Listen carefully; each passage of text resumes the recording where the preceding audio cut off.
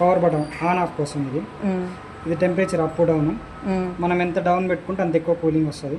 Next jet mode అని ఉంది కదా, ఇది వచ్చేసి హెచ్సి అని పడుతుంది మనకు రిమోట్లో. దాంట్లో ఇందులో పి అని వచ్చింది కదా, పిఓ అంటే పవర్ ఆపరేషన్ అంటారు. నెక్స్ట్ వచ్చేది ఇది ఫ్యాన్ స్పీడ్ మేడం.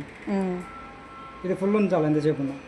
లోపల బ్లోయర్ ఉంటుంది ఒకటి, అది ఫుల్లో తిరిగితేనే మనకు గాలి అంటే F5 దాకా ఉంది, F5 వస్తుంది కదా అది మేడం. నెక్స్ట్ ఇది వచ్చేసి up and down swing madam, పైకి కిందికి. ఇది ఇదేమో లెఫ్ట్ అండ్ రైట్ స్వింగ్.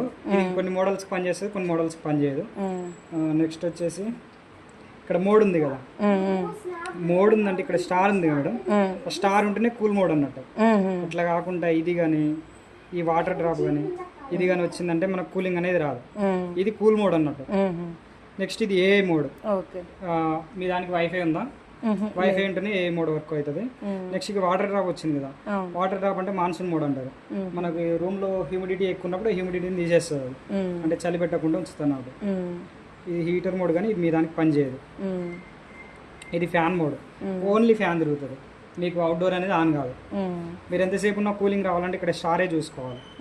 ఇంకో ఆప్షన్ ఏంటంటే మీకు కూల్ మోడ్లు ఉన్నప్పుడు మాత్రమే 18 అనేది కనబడుతుంది, మీకు వేరే ఎక్కడున్నా కనబడదు.